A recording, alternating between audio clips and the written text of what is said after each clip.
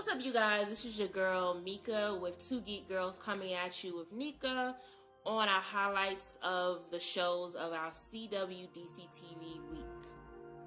Just be forewarned that this will be spoiler heavy. First off, we have Supergirl. The episode is entitled Far From the Tree. The main villains in this episode is the White Martians, which it basically continues from when Miss Martian visits John, and he basically he accepts going to Mars to help them out with their crisis that they have there, and brings Kara along. She decides she wants to accompany him there. On Earth, Maggie and Alex are dealing with their bridal shower, and her parents not accepting them, so her father comes to try to attempt to show some support, and then we see Eliza. But on Mars is where the real battle happens. We find out that John's father is alive, and the White Martians is trying to get information from him to locate the staff of Kolar to defeat the quote-unquote bad White Martians. However, John's father is not cooperating at all. So John goes to see him. He doesn't really believe that that is his son. He thinks that it's a White Martian impersonating John.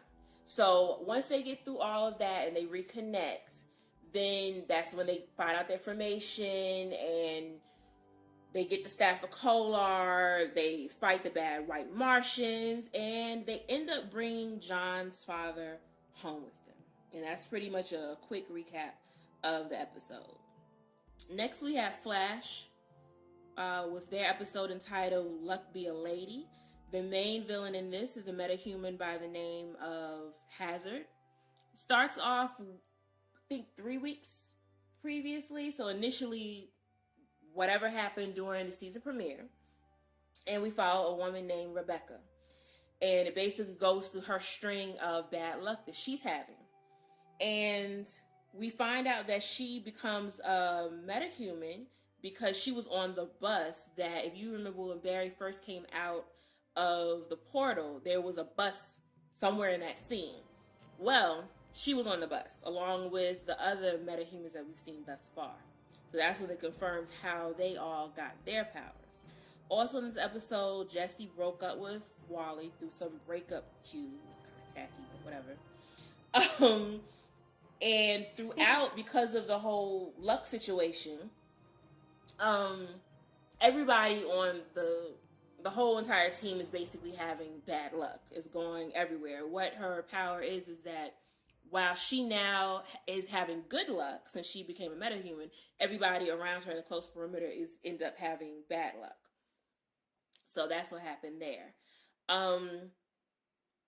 Also towards the end, we realize that, well, there's situations happen with Cecile and Joe at the house, and we come towards the end, and when they're finally doing their wrap up, and Harry also returned. Forgot to mention that he brought the breakup cue.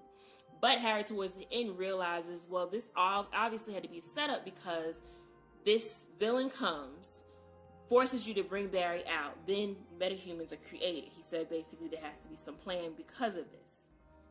With that being said, we find out that information, and while they're discussing this among themselves, we find out that the Thinker is watching them through the samurai helmet. So that was a bit of information that we really weren't aware of before. We knew he was in tune, but we didn't know exactly how. So the samurai helmet that they brought back on the first episode, he's been watching everything ever since. And next. Alright, so then the next show is going to be Legends of Tomorrow. Their episode season 3, episode 3 was entitled Zori. And there we meet that title character, who is the wife of Black Adam. She is a bit of a troublemaker, and the Legends decide to help her out as they fight their battle with Rift's team. Two main key things that stood out in this episode the most is that Amaya is trying to get her powers underneath control. She meets her ancestors, and in doing so, we end up finding out that the main villain from yesterday, well, not the main villain, but the villain that we saw at the end of episode 2 is actually her granddaughter, or Mari, aka Vixen's sister. So overall, the episode was very good. They go through their zany, different moments for Legends of Tomorrow, but ultimately, I think that Zari's probably going to be a more of a foundation member for the team, since as of right now, she's pretty much more of a serious character the way that they brought her on, and actually with everything that she's dealt with in her past. And I think we're going to spend most of the time learning about how she's going to use her powers, because she actually has the red totem that would belong to Mari's sister, which I'm not going to pronounce her name because I'm probably going to mess it up. And then the last episode of the week was Arrow Season 6, Episode 3, which is entitled Next of Kin. We saw Diggle becoming Green Arrow.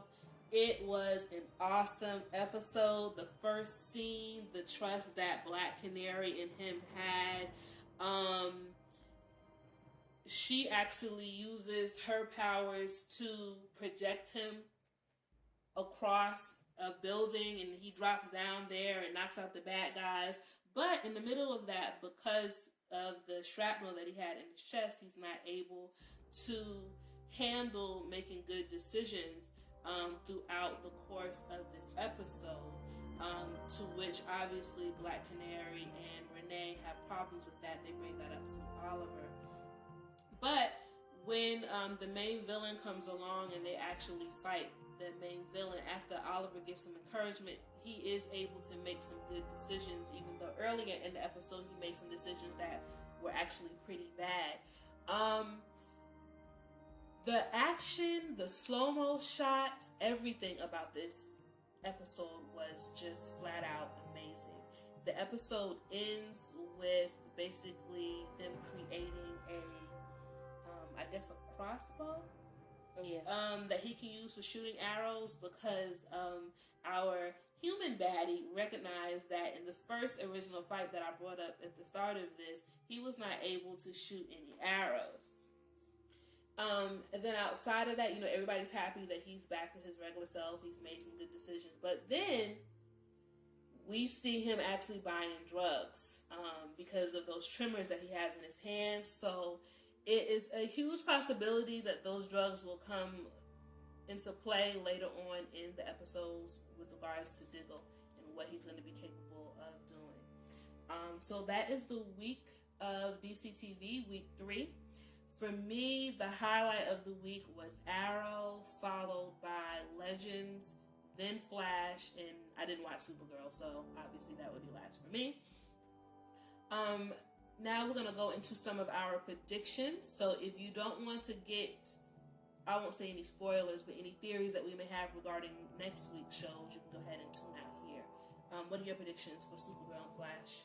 Okay, on Supergirl, I really don't have much to say other than I feel Martian Daddy's going to play some part, obviously, into future episodes. I think it was very key that they brought him home. I don't know why, but I feel that there is.